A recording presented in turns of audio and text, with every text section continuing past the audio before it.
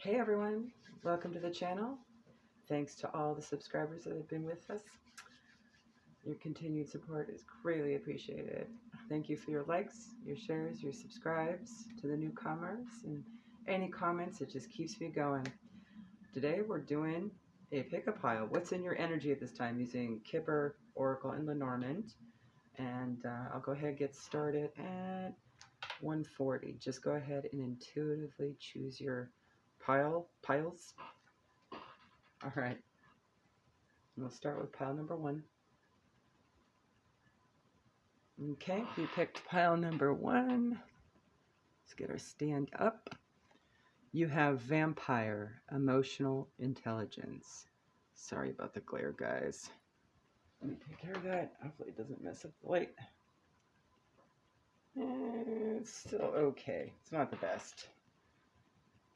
Main male number one, silver dotted. I do have a double deck. And two of wands, number 46, the railroad forecasts a long journey.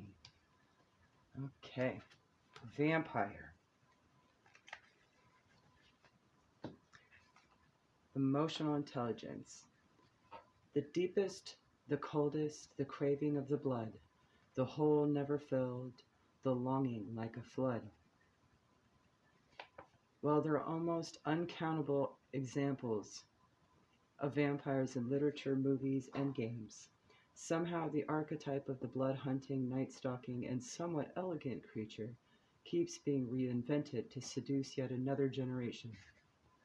Although the beautiful and somewhat desirable vampire form doesn't really begin to enter the public consciousness until the mid-1800s, the idea of a human feeding upon the very stuff of life is very much older. The Egyptians, Sumerians, Indians, and the Balkan people all have mythos containing vampire-like creatures. The vampire is an interesting figure because it is both horrifying and desirable. Having someone want us so much that they desire to be that closely linked with us does feel good, until we realize there is nothing much left of us to give. Most of us have heard of the concept of emotional vampirism, the idea that people feed off our energy and our goodwill and take advantage of us through manipulation and their incessant neediness. Should the vampire card appear in your reading, it may indicate that you are being drained in this way, and the time has come for stronger boundaries. We need to be very aware of what gives us energy in our lives and what takes it away. We should be aware of needing people to need us and why we invite people like this into our homes, workplaces, and lives, if indeed we have them around us. Developing the emotional intelligence within ourselves helps us defend against this kind of emotional and psychic attack, and enables us to foster healthy, equal relationships of all kinds. Now, the main male is usually an important or predominant figure. I do have him marked with a silver, so he's in his more feminine energy. I'm just going to fix this really quick. There we go. That's much better. This could be you or someone in your energy that may be acting like an energy vampire. There we go. And the Two of Wands is Aries energy. And it kind of signifies that you've had a long journey, quote unquote, with this person, right? Number 46 does break down to a 10, okay? 10 are endings, so maybe this is something that you need to go through, whoever this person is that's draining you. Absolutely reclaim your power back. The Two of Wands is definitely a contemplation of choice. Should you decide to keep them around or not, right? Should you stay or should you go? So, let's see, what else can I pick up? The main male can also be a boss, if I recall from the book. And it may be a personal relationship that you've known, like you've developed over a long period of time. It doesn't necessarily have to be romantic. It could be platonic. It could be professional. It could be family too. Just something super close that you've been comfortable with for a long time that you're noticing is starting to take a drain on you. Okay. At 5:05, if you've chosen pile number 2, you have Apple, Risk and Reward, Pathway 35, and the Three of Wands number 5. Let me just write down those timestamps so I don't forget. Okay. All right. Apple, Risk and Reward. Sweetest icon, risky red desire, poison and freedom, tempting hearts afire. Apples have been a symbol of Samhain for a very long time. Apples, when cut in half, have a seed pattern that looks like a pentagram, and so the Celts held the fruit to be sacred. Bobbing for apples, a game traditionally played at Halloween, had its origins in Samhain Festival, and is one of the oldest associated with this celebration. The traditional way to play is to place 3 or 13 apples into a barrel of water, and the game is to try and bite an apple while it floats and bobs in the water. Hands must not be used, and people often compete with each other, bobbing at the same time. It is believed that the Romans brought the custom to Britain, and there are quite a few images recorded through art of this activity in both cultures. It was said that unmarried women who placed the apple they had bobbed under the pillow would dream of their future husband. In Newfoundland and some parts of Ireland even today, Halloween is called Snap Apple Night. Candy apples, apple on a stick covered in toffee, although not quite as popular now as they once were as Halloween fare, are now making a comeback as a fun and simple treat to prepare on this night. Apples have been an iconic part of mythos from ancient times to modern.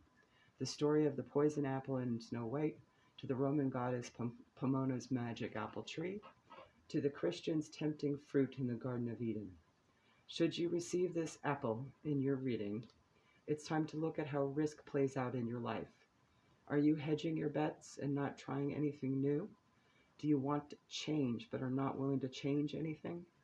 Are you willing to risk to get a greater reward? Or alternatively, are you risking too much and too often? You have 35, which breaks down to a 7, Pathway. Pathway card is typically something that takes a while, or a situation may be coming to an end soon. I also sort of see it as a soul or life purpose journey card. It signifies about 1 to 2 years patience, is what it's known as in the book. There's decisions and a journey mentioned in the first pile, so that may be important, I've noticed. It could also be literal travel or distance as well. The butterflies on the card may also have significance for you. They're heading into that light at an end of a tunnel right there. The Three of Wands, which is Aries energy, is sort of an arrival or a departure, looking forward to better. It's number 5 on this card, which also signifies change. The tree is good health. It's not near any other card. So good health. So whatever decision this is, it's for your health, whether it be mental, emotional, or physical. Okay. At 8:48, if you've chosen pile number 3, you have the Underworld, Message of Concern. Number 19, the Gentleman, 2 of Cups. Let me write down the timestamp before I forget. Alrighty. Where all things pause and begin again, the Underworld. Another realm, shadow-filled, travel from death's bed, where we stop and transform within the realm of the dead. The idea of an underworld, a whole realm that we go to after we die, is a concept that crosses a huge variety of cultures and eras.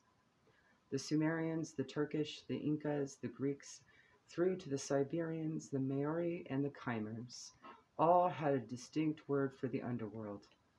What is different, though, is how those cultures treat this concept. Whether the underworld is seen as a place of rest and rejuvenation, or horror and punishment. The Christian hell is a place of darkness, fire, and punishment. The Egyptian underworld is one of judgment, peace, and renewal. In Maori culture, it is an in-between place of waiting, wisdom, and transition. Many myths that mention the underworld often involve the concept of a place of waiting and of trials and eventual judgment. It can also be a place of joy and peace. Should the underworld card be present in your reading, you are being asked to consider exactly what you have to do to transform your life into something you find easier or more authentic to you. This may involve changing course. It may involve trials and tests. Keep moving. While things may fall away and your life may appear bare for a time, this is temporary. Space is being made into which you can create the new. Message of concern. Number 14 breaks down to a 5. Change. It's typically sad or shocking or unexpected news or inconvenient truth.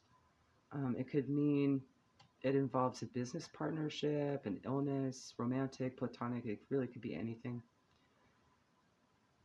It also could be news that that you like lost a case or a dispute of some sorts as well. Number 19 is 20, or it's a 10, which means endings, and it obviously involves a gentleman, which we actually had in pile number 1. And pile number 2 definitely has some of this transition energy going on as well. Very similar numbers as well. The Two of Cups does refer to a partnership of sorts, usually something that's near and dear to heart, but it doesn't have to be specific to anything, really. I mean, most people do assign it to love, but it could be something that you've enjoyed, loved, adored for a while, right? Okay. So if this resonated, I would go check out the first 2 piles as well, because there definitely seems to be a continuance going on here. All right, guys. Bye.